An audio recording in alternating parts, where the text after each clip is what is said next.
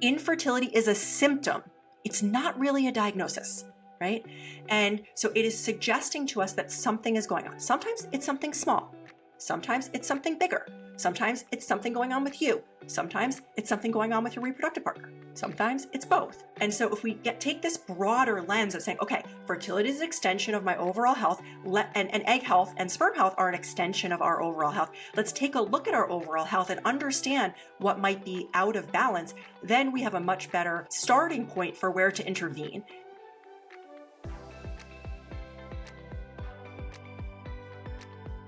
Hi, Alexandria. So happy you're joining me today. Hello, so happy to be here with you.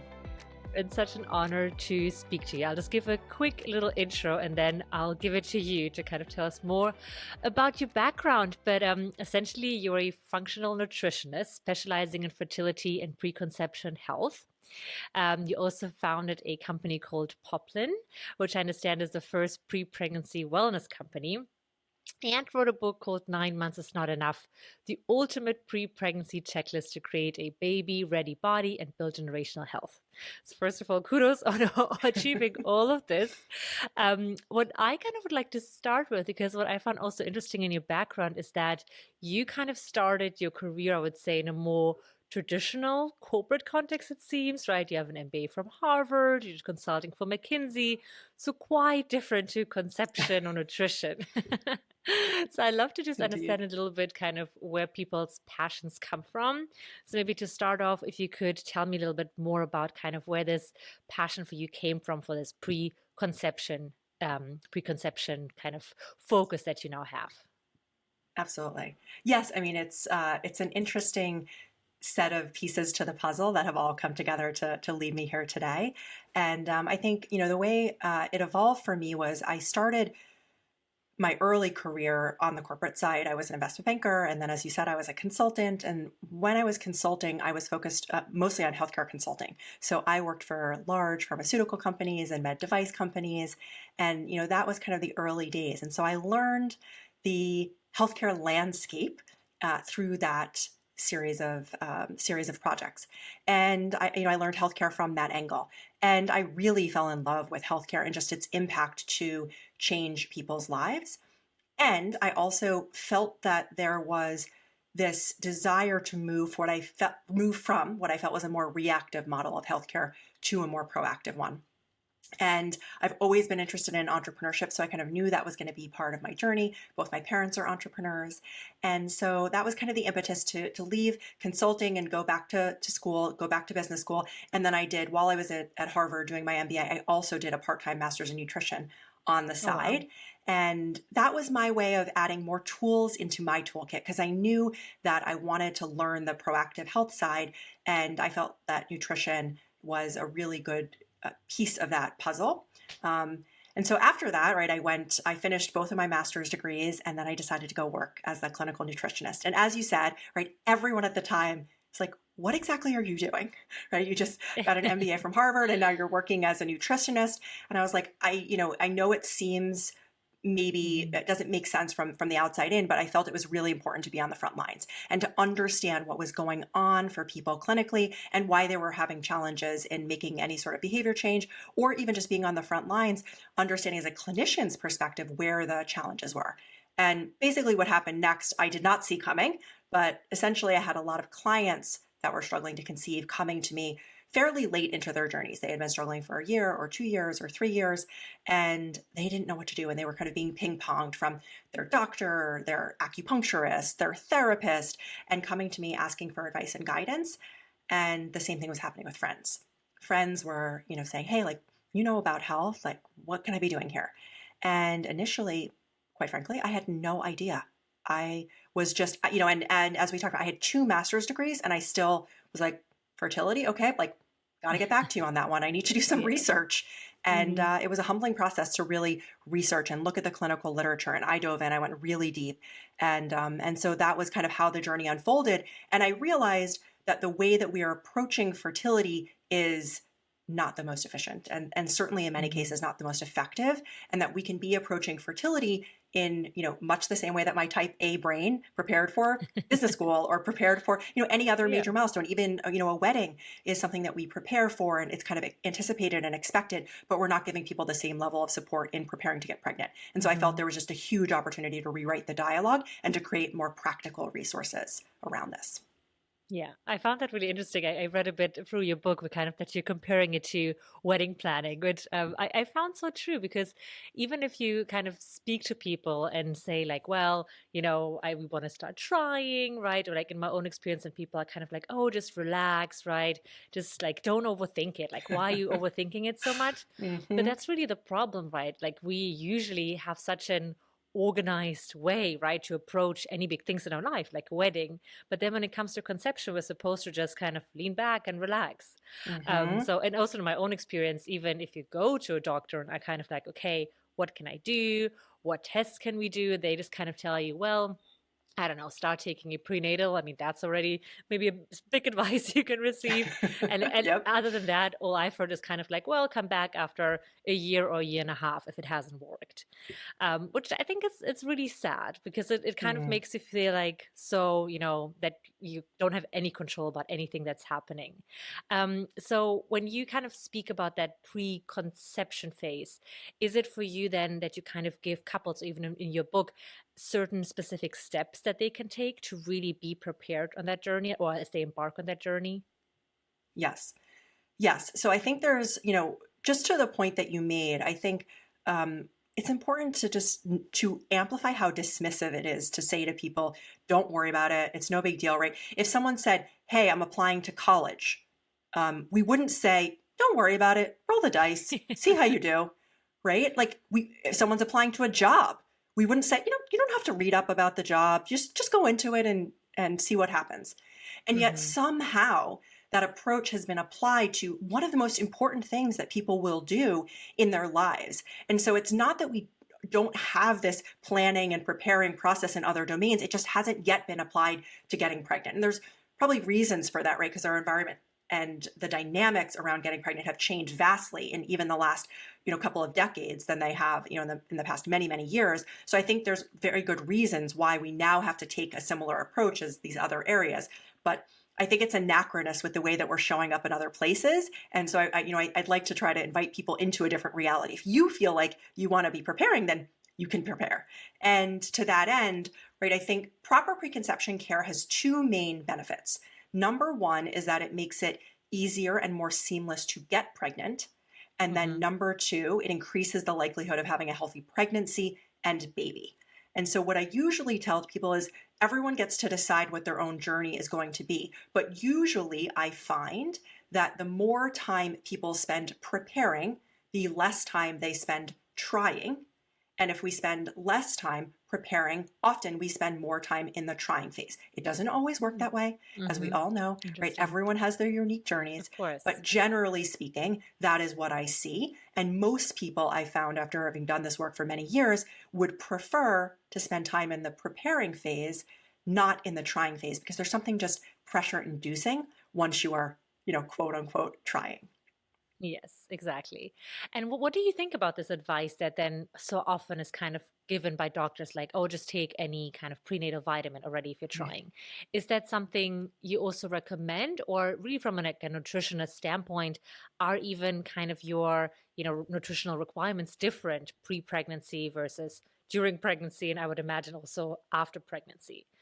Mm, yeah. So there's a couple of questions there. First is I would say, I personally am of the mindset that I am not interested in being average with my health. Average, at least in the US these days, is not very healthy, right? We have most people have a chronic health condition. Many people are, including variety of different things. Many people are on multiple medications. People are struggling with a variety of different things. So if we are looking for average results or the mean, right, then sure, again, you could take whatever, vitamin you find on the shelf and you can follow the practices that everyone else is following, Hmm. which is not that much. And I hate to be so abrupt about this, but I think it's really important to say, right, like if you are being if you're looking to be optimal, and it's optimal for you, then there's many more things that we can be doing to increase the probability of your like vitality. And, there's all sorts of reasons why we would want to do that, even beyond just, getting pregnant and having a healthy child. In terms of your point around different requirements, so what I generally say to people is eat as if you're already pregnant, and start taking supplementation as if you are in the pregnancy phase, because what happens is your body can only use what your baby can only use what your body has inside of it. And particularly in the first trimester, when there's a very rapid amount of growth, your body is pulling from the stores that you have accumulated over the previous 3 or 4 months, give or take. And so if you go into pregnancy in a nutrient depleted state, it is really, really hard to make up for that, because your nutrient needs are increasing so rapidly. It's hard for you to catch up. And what I think people don't really understand, and I talk about this because I think it's important. I didn't know this until I learned about it in my master's program. The baby is not a parasite. The body will always put on mom's nutrients first, just like we put our mask, our oxygen mask on first, because we can't help anyone else if we ourselves are not taking care of. Your body proverbially like puts your own nutrients on first before the baby's. And there are plenty of studies that look at mom's nutrient levels and baby's nutrient levels, and we can see this discrepancy where mom is vitamin D deplete and the baby is not, for example.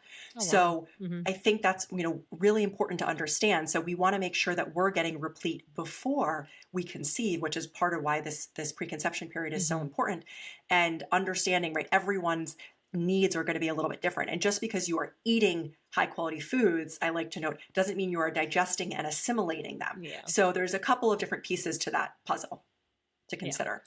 Yeah. And how about that? Like, how about the male partner, if it is, let's say, a heterosexual a couple? Because I think that's also something worth kind of talking about, that it's not all just on the woman, right? That it still takes two. And I feel like so much of the conversation is always like, as a woman, at least I felt so much pressure, right? Like I had to get all of these things right. But are there certain things also the male partner, the dad to be, could be doing to improve kind of their health preconception? Yes, and more yes. So what I generally say is, slightly tongue in cheek, but not really, biology does not care about our cultural construct that fertility is a female problem. Fertility is a 50-50 biological equation, regardless of what the relationship construct looks like, right? So I think if we take the heterosexual example for a moment, there's, I think, 2 pieces to this.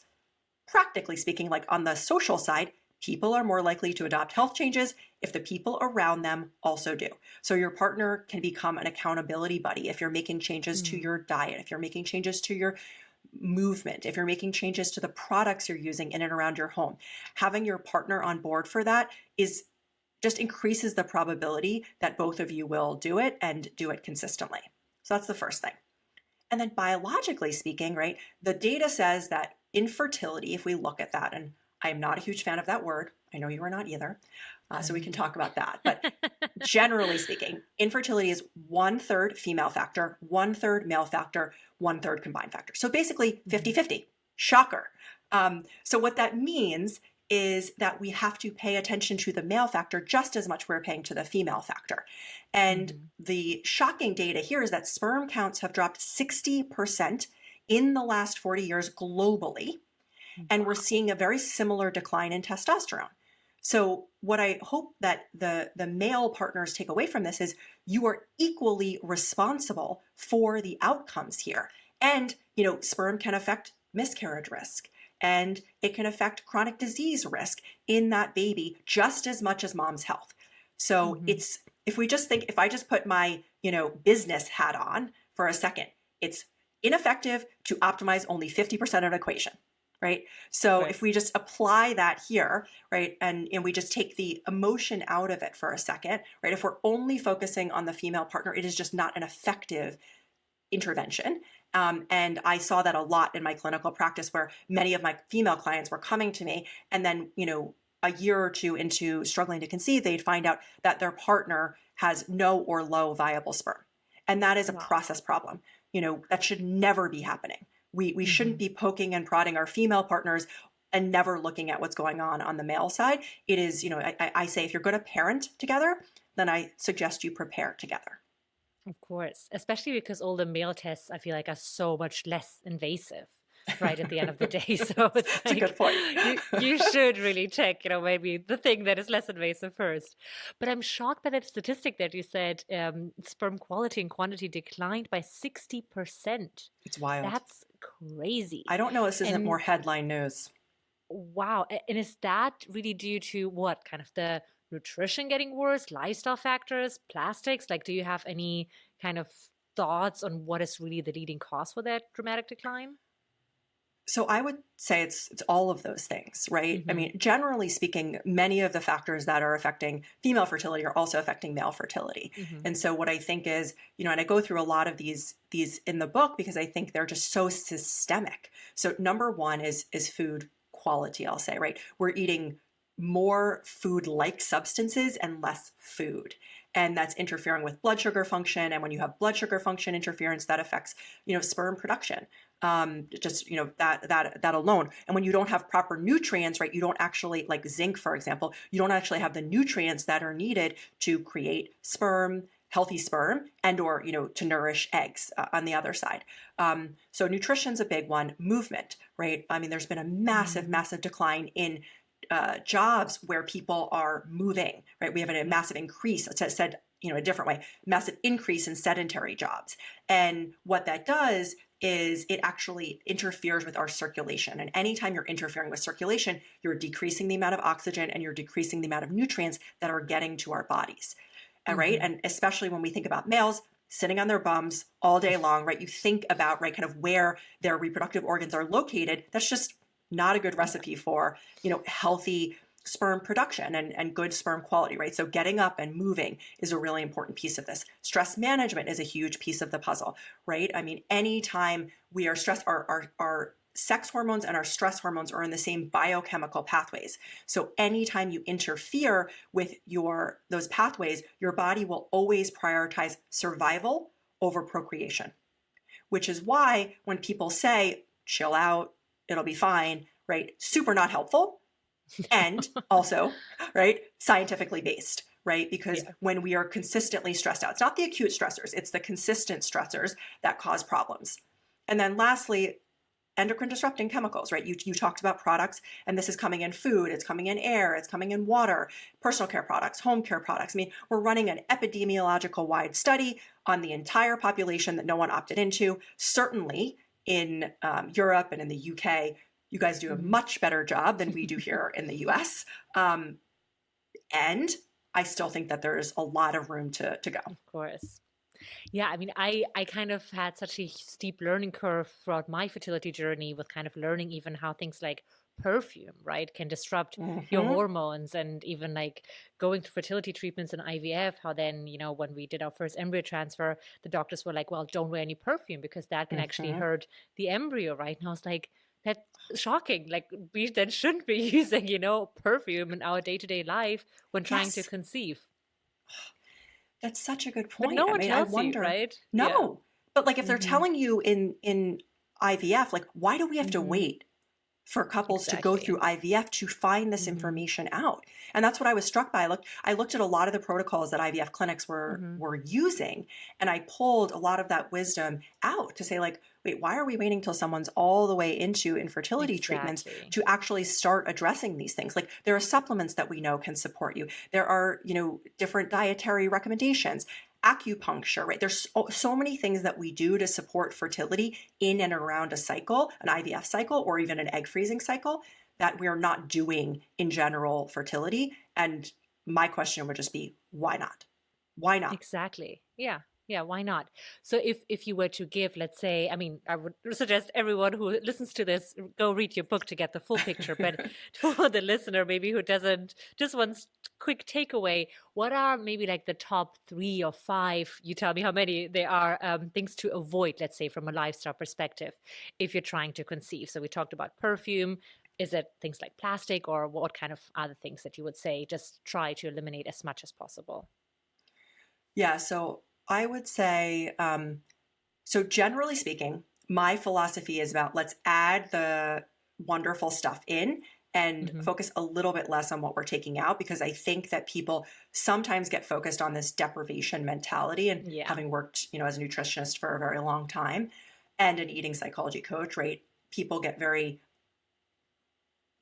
upset when they feel like they are Hmm. depriving themselves. And that's certainly not what we Yeah. want to focus on here.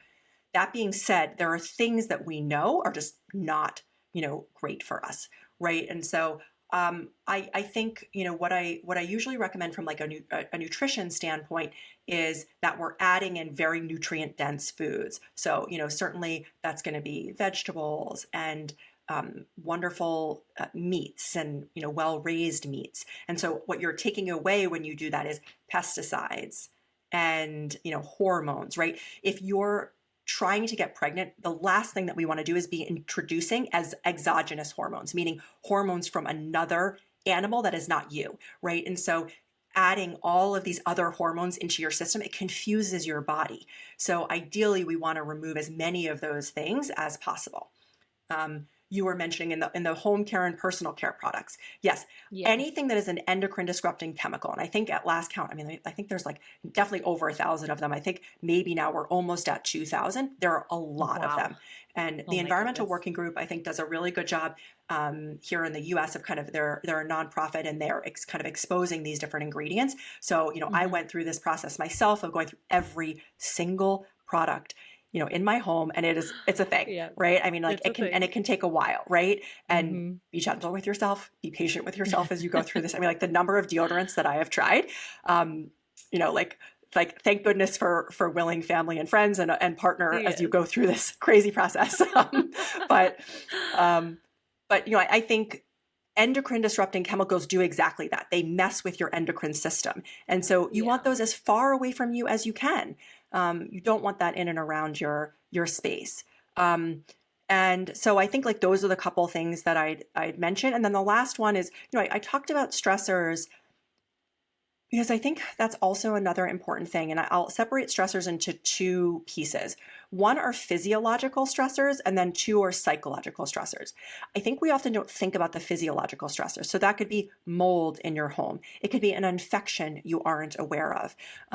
Right? We do a lot of testing at Poplin. And so, we've found things like sexually transmitted infections that someone didn't know they've had for over a decade, right? They had contracted it many, Wow. many years ago. And, then like never had symptomatology and is now trying to get pregnant and found out that they have this, and it's been there for years. And so right there are these sorts of things that we don't always know about that are creating low levels of stress in our body. It's chronic stress and chronic inflammation. So that's one that I be conscious of. And then the other is psychological. And Hmm. that's where, what I say with stress is like, our goal is not to eliminate it. It's not possible to eliminate it. And some No. stressors are actually good for us, meaning they make us stronger, right? There is such thing as eustress. So on stress, it's eliminate the things that you can eliminate and then change the relationship to the things that you cannot eliminate so that you are minimizing this load, and even just changing the word around it. Like Emily Fletcher, who's a wonderful meditation teacher, talks about switching the concept from stressor to demand. And even just that small language change, talking about stressors as demands rather than stressors, feels a little bit less heavy.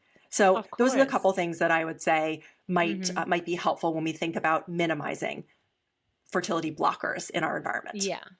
Yeah, I think in your book you refer to it as almost like reframing stress, right? Yep. Which I really loved. And I actually just did an episode on this last week because I think it's a bit unrealistic, right? To just say like eliminate all stress from your life because Yep. I mean it would be nice if we could all do that, but it is unrealistic. So I think something that's really helpful to just think about, like how do we frame it, right? How do we perceive it? And maybe there are certain things we can eliminate, but others, right, that we can maybe invite because they make us feel productive.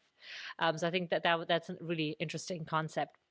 Another thing about mental health that I found really interesting was that you talked a bit about reproductive anxiety in your Mm, book, and yes. that's also on the rise. And at first, when I read it, I was like, "What even is that?" And then, as I Hmm. read your definition, I was like, "Oh my God, I had that!" Right, like that concept. And I'll let you explain how you kind of define it. But the way I understood it, right, like that concept that we are just afraid that we won't be able to get pregnant, and that's on way bigger than it was kind of on our mothers or grandmothers generation.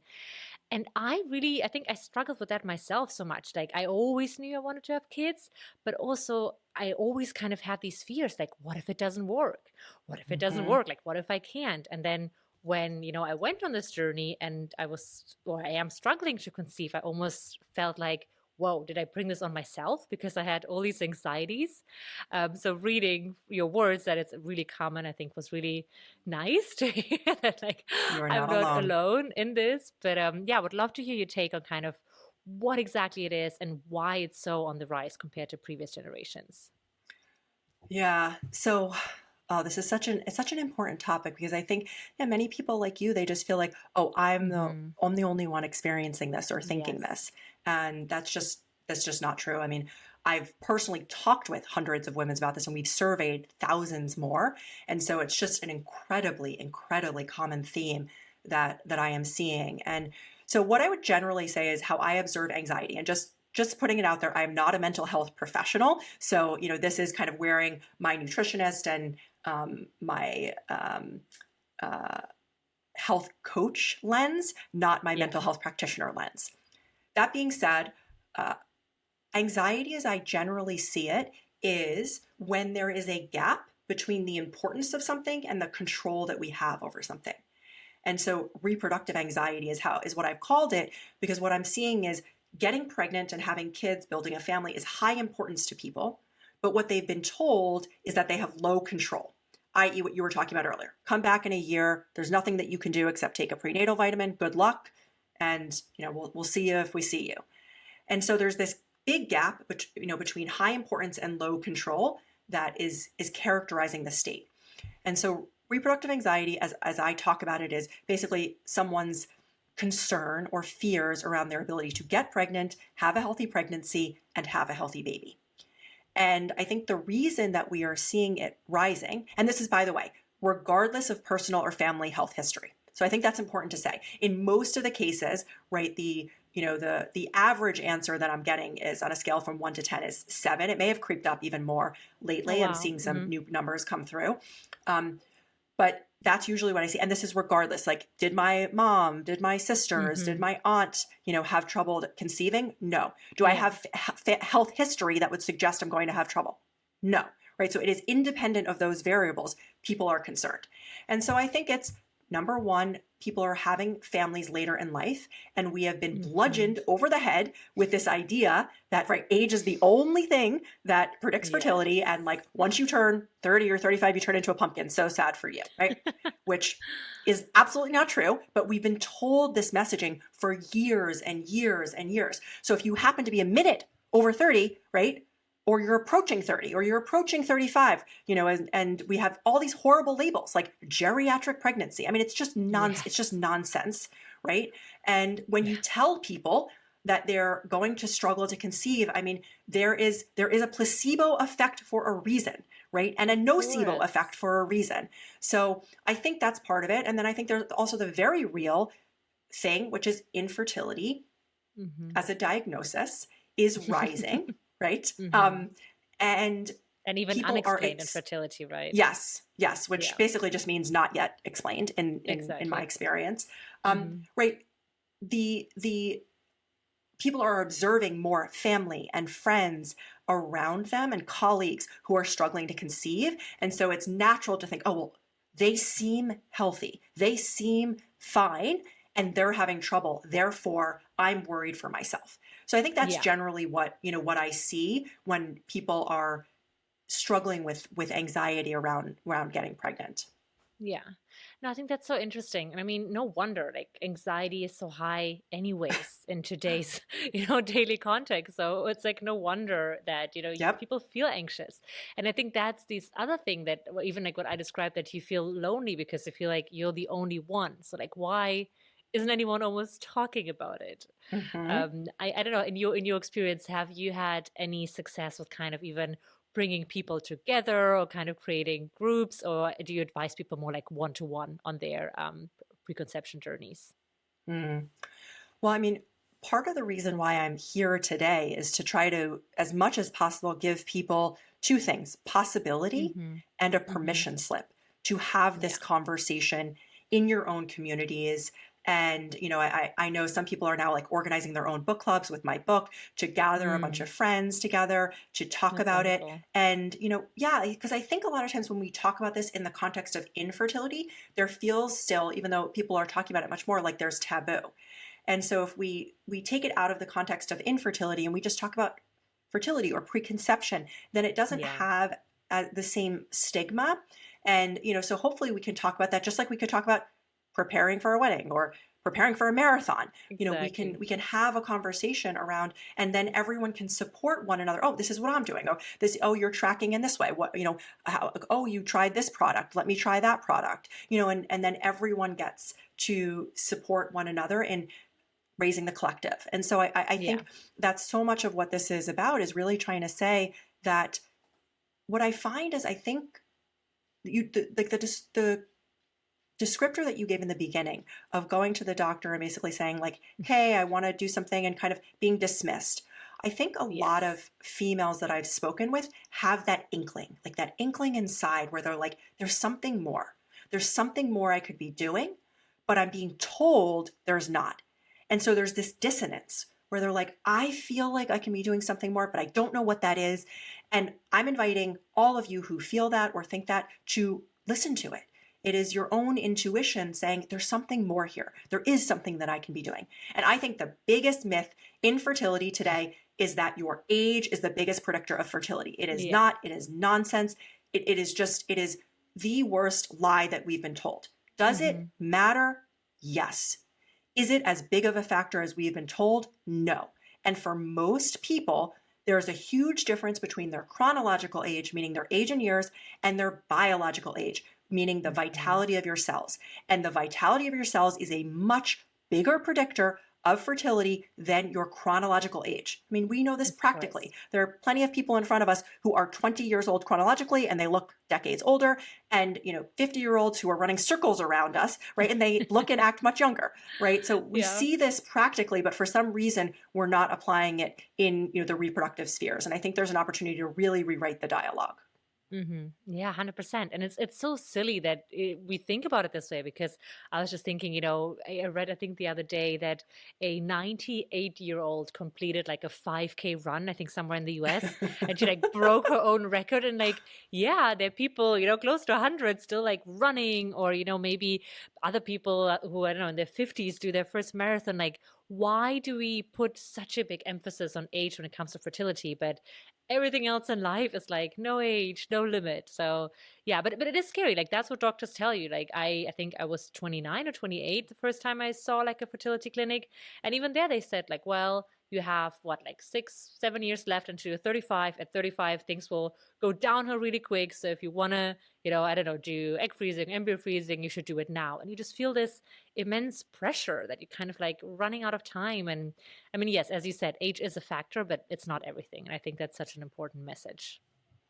Yeah, absolutely. I think it's just it's not true, and I think it's doing us a disservice. And I think that's part of the reason why I'm such a fan of testing, is because then you know what's going on in your unique body. Then you don't have to listen to the random data tables that, lumps you in Yes. with all the 33-year-olds, right? You can see cellularly what's going on. And like there are situations where some people happen to have some things going on in their body where they actually do need to be thinking about fertility in an earlier stage, right, where potentially Mm-hmm. their ovarian reserve is Of smaller. course. But that's literally like less than 5% of the population. Less Mm-hmm. than 5%. It's a normal distribution. Wow. And so we are creating all of this drama in females' minds, and it's just not consistent with the data. And we do Mm-hmm. this, with pregnancy too. It's all the things that could go wrong. Let's think about all the things that can go wrong. Let's scare the shit out of you about that, right? What about focusing on all the things that can go right and setting ourselves up for that, right? I mean, it's Of just such, course. the messaging is so skewed that no Mm-hmm. wonder people are walking around scared and fearful. And the last thing that someone wants to do is potentially take an action that could harm their future children. And so like I understand Yeah. the conservativeness around this, but I think it's unfair. It's really unfair, and it's it's just not scientifically. And that's the thing that I've held my, hat on is it's not scientifically sound anymore. We're not keeping pace with what the literature is saying. And if we wait for it, the literature takes like on average 17 years to move from a study into clinical practice, right? So like who has time to wait for that? We have a lot of the data that's showing all the things that we can do to improve fertility and all the ways that our fertility is an extension of our overall health, but we're just like covering our eyes and covering our ears and pretending that it's not there, but it is. Yeah, but it is. Yeah, 100%. And I think also what you said, like such a big key to all of this is also this individualized care, right? And not seeing every patient as just like, oh, just like generalizing it, or you should be doing XYZ just because you're of certain age or of certain race.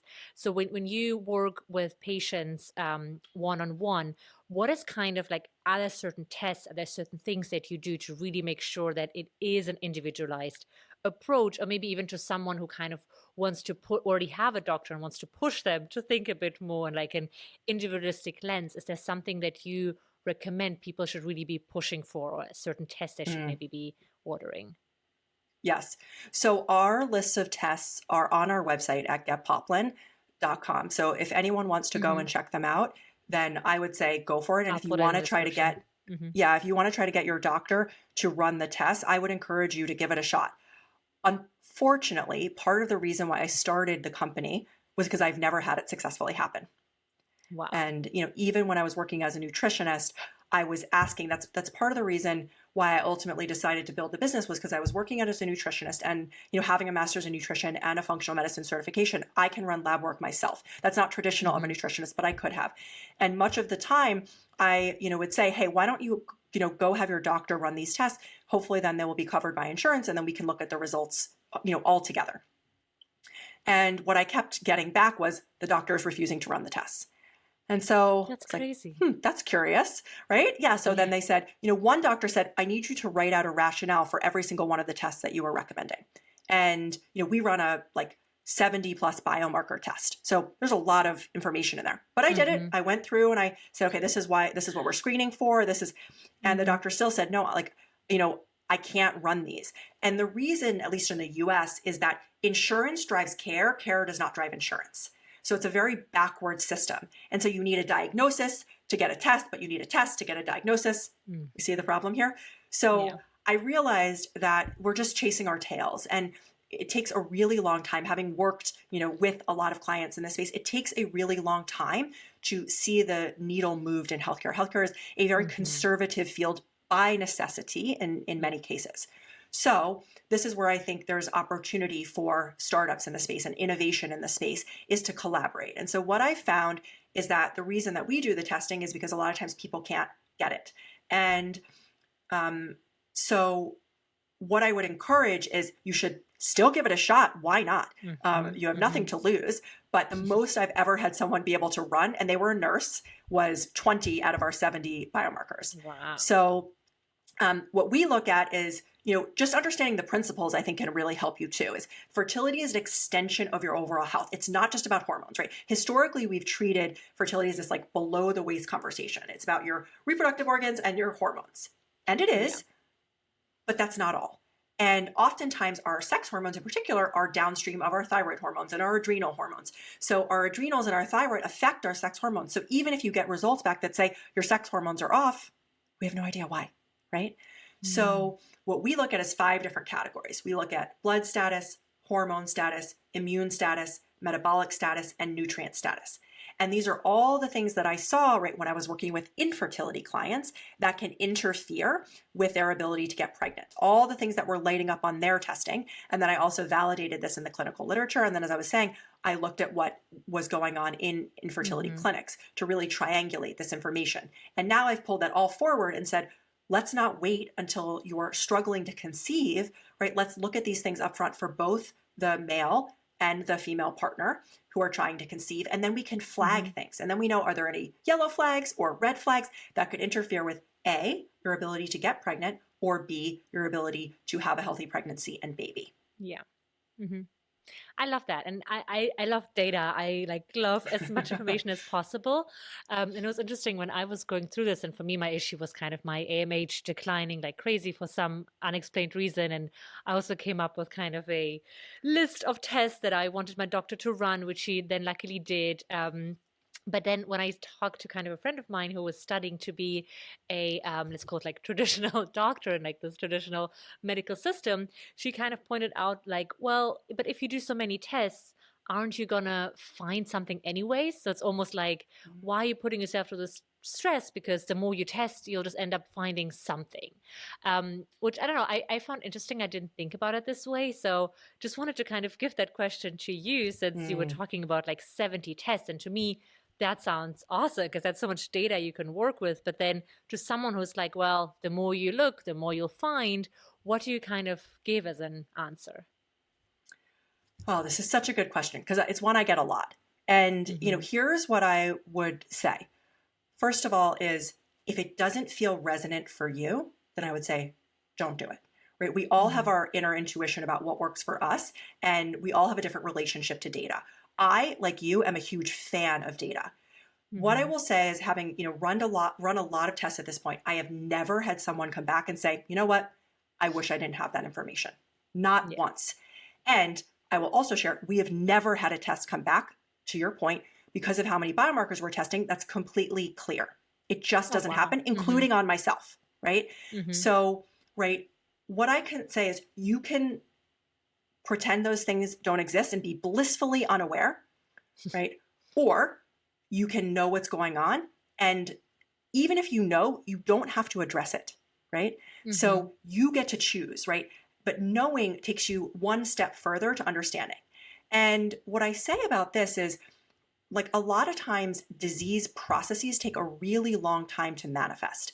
And that is why, when I ask people, like, what do you use to monitor your health? Can you guess what the most common thing is that people say? No, I don't, yeah. There's some, probably nothing, or usually nothing, or there's nothing? like how I feel. How I feel is is usually barometer. Decent barometer. But again, I'll put my business hat on for a second. A bit subjective. It's a lagging, it's subjective. But it's a lagging indicator, right? And we want leading indicators, right? So what happens is that symptoms occur really late in the disease process. And so by the time we get symptoms, we've already had physiological changes, sometimes structural changes. The structure and function of our cells have already shifted. And so even if you want to pretend like it's not happening, it is happening cellularly. And so you can maybe put it off for a little bit longer, but you're just delaying the timeline when you figure out what's going on.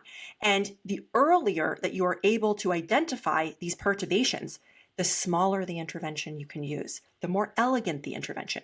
The bigger the perturbation, the bigger the intervention. Oftentimes the more invasive the intervention. And so when I think about the testing that we do, every single thing on the test is modifiable, except for blood type, right? So everything can be changed through diet, supplementation, movement, right? Stress management, sometimes medications and procedures, but the vast majority of the time they're lifestyle mediated. And so we're not talking about extreme interventions, either in terms of cost or in terms of invasiveness. So to me, the downside is fairly limited. And by the way, even if you go through and you do this and like you just end up with better nutrient levels and you have better blood sugar management, right? Like, nothing is that really the worst outcome? Yeah. So that's how Definitely. I usually think about this this measurement question. Yeah. No, I love that. And that would have been my next question, what you kind of already answered, what then are the solutions? So do you then give someone a kind of personalized plan of like, take XYZ supplement, increase your activity level, or maybe refer them to a doctor to kind of take a certain medicine? Or how can someone envision that step-by-step process if they were to work with you or with your company? Yeah, so we will give you the results in our app, and it will explain to you like each biomarker, kind of what it means and why it's relevant for fertility. And then you'll have a call with one of our pre-pregnancy educators, and that call is to help you, decipher what's going on a little bit more and come up with next steps. depending on what is flagged, right, then you take different actions, right? So in some cases, yes, if we see that nutrients are flagged, then, we can collectively talk about whether or not you want to start a supplementation regimen. If, there are certain indications, like we're seeing a lot of indications of autoimmune conditions come up, and those are on the rise in general, and they're disproportionately present in females. So in that case, we're running a screening test. It is not diagnostic. So you would have to go to your doctor and do follow-up testing. But what's great about that is, on average, autoimmune diagnoses take 5 years to be made, and they require seeing 5 different practitioners. So they're a very long time frame. So if you happen to start to see flags, and they can be responsible for recurrent miscarriages, I forgot to say that. So if you happen to see early indications of that, then that's a great time to go into your doctor and have that conversation.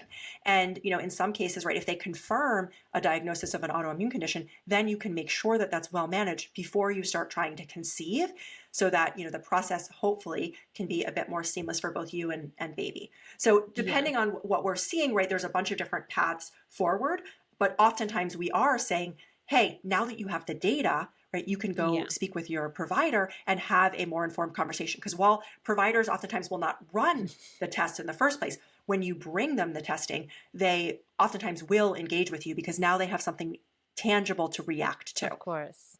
Of course. No, and I mean, I think this way you can also spread the message, right? That hopefully maybe even providers will start thinking more broadly and not just kind of X to Y. And what about people who kind of already know they have to go down the IVF route? Are there also certain things that they can kind of, do from a nutrition standpoint, or even an investigation standpoint to understand if there are any limitations they have, or any malnutrition or whatever it is, to kind of increase their odds of their IVF success? Yes, great question. So I would say my hugely biased opinion here is that testing is relevant regardless of what path you're going down, whether that's natural fertility, assisted fertility, or even egg freezing, because you don't know what's going on cellularly until you look.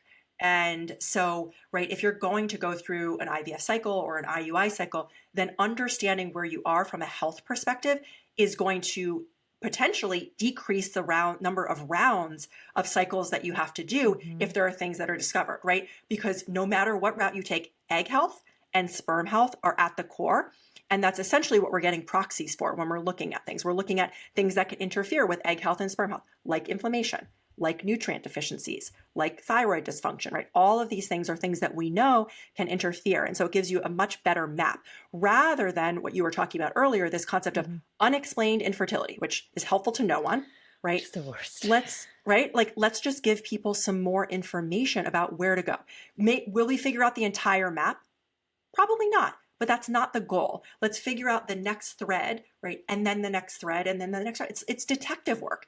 And so if we, myopically just close our eyes or look just in a small space and we say, okay, well, we've looked at your hormones and there's nothing wrong. Well, clearly something is going on if I'm not able to conceive, right? Infertility is a symptom. Let me say that again. Infertility is a symptom. It's not really a diagnosis. Right? And so it is suggesting to us that something is going on. Sometimes it's something small. Sometimes it's something bigger. Sometimes it's something going on with you. Sometimes it's something going on with your reproductive partner. Sometimes it's both, right? And so if we take this broader lens of saying, okay, fertility is an extension of my overall health, and egg health and sperm health are an extension of our overall health. Let's take a look at our overall health and understand what might be out of balance. Then we have a much better starting point for where to intervene. And quite frankly, if you're going through IVF, you probably don't want to be wasting a lot of time on this intervention and that intervention that are completely irrelevant. Yeah. So, being more targeted with what you're spending time and money on seems to me like a more potentially prudent way to go. But again, everyone gets to decide for themselves, how they want to navigate this. My only hope is to give information so that you know what's on the menu. And there's so many more things on the menu than I think people have been led to believe. I love that. And I mean, we said that term now several times, but this unexplained infertility. I mean, I didn't get that diagnosis myself, thank God. But if I would have, I would think I would have gotten so mad at my doctor because it's the worst, no? Because what is a patient supposed to do with that? So what is your take? Do you think it's a matter, we talked a little bit about a matter of time, a matter of tests, Or what can someone really do who got this diagnosis from their doctor, just doesn't know like, where do I go next if I have this unexplained infertility stamp on me? Yeah. Oof, okay, this is a heavy one. So here's what I would say. So first is, let's just acknowledge that an infertility diagnosis is similar in emotional or mental health impact to a cancer diagnosis.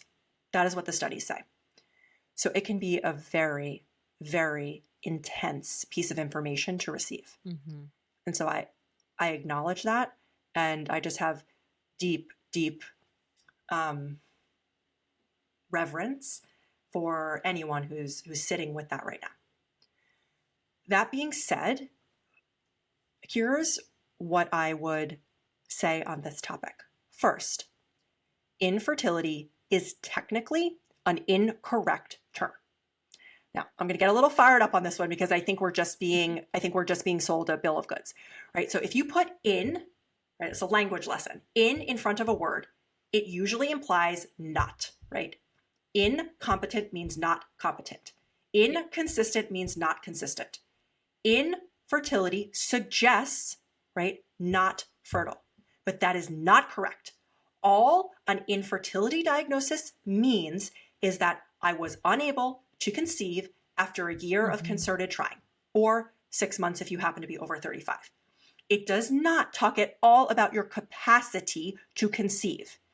And if we look at the literature, what I have been able to find is only 1% of the female population. I haven't found corollary studies for males, so I'm still working on that. But 1% of the female population is sterile, meaning cannot conceive on their own. 1%. Okay. So what that means is 99% of the population is capable of reproducing, right? However, we see infertility numbers hovering around 15 to 20%, depending on what data, and I think that's underreported anyway. Okay, so what explains the difference? What I would argue is that we are dealing with an epidemic of subfertility.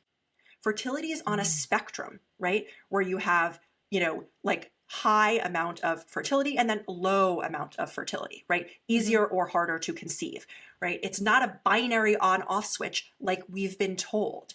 So what we need to think about in these situations is, what is dampening our natural fertility?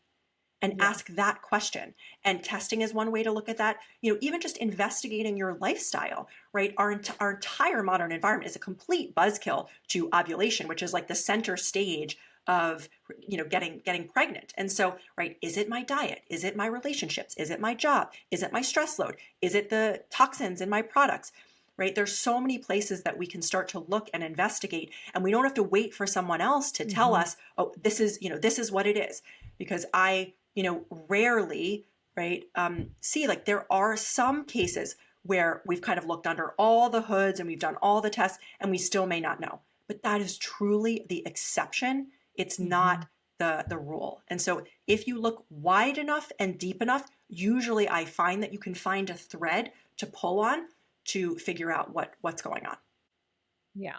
No, I think that's such helpful advice. And I think that gives hope to people, right? To just not even accept a no sometimes, right? And like go to a different doctor and dig further and insist on another test to be run. Because I think, it's so important. I mean, it's so sad almost that we need to do this as patients, to be like our own biggest advocate. But at the same time, I think it's such an important message, because if you don't do it, your doctor will probably not do it. And like at the end of the day, the healthcare system, I mean, it probably better than anyone else, having also worked, and consulted healthcare providers, but it is a business, right? And you as a patient, you are also not sometimes always, you're what brings in money. And it's kind of like, I've talked to so many people who also go for IVF, and they're like, well, but I feel like a cash cow, because I don't know, do they have my best interests in mind, or do they actually benefit from, another failed transfer and another failed transfer? And it's just so hard and so frustrating for people. So I thank you and applaud you for the incredible work you are doing in helping people. Thank you so much. I appreciate that. And, I will just say one thing on this, because I think it's important to understand incentives around this, like you were talking about, right? Where, I think most doctors really are trying to do the best that they can in the systems that they are functioning in. And a lot of times their hands are tied, right? Like insurance reimbursement is what it is. And, so they're trying to get by. Like there's a lot of pressure to see a lot of patients, and in the U.S., I know that the systems are different abroad. It's a broken system, right? Yeah. Yeah, and so right, like if you are, it's unfortunate to feel like your care is not being driven by your care, but it's being driven by some other external motivation. And so that's why it's really important to advocate for yourself. And I think that getting information yourself, and then even questioning everything that I'm saying, right, from anybody who's outside of you, right, get information, but vet it and really test it yourself to see like, does this resonate, right? Then you become the empowered one, and you're not waiting for someone else to tell you this or that, right? You can really determine yourself whether this supplement feels right for you in your body, or this procedure makes sense for you, and you get to decide that for yourself. And taking so much more of that control back, I think is one of the recipes for at least a more seamless experience through this whole journey. Yeah, well, I think that's the perfect closing. Like take back the control and the power, and don't give up hope. So thank you so much, Alexandria. I really, really enjoyed talking to you. Thank you for your time and for all your work. I really believe that it's going to help so many people, and it's already helping so many people. So please continue doing the great work that you're doing. Thank you so much for having me. It's been such a pleasure.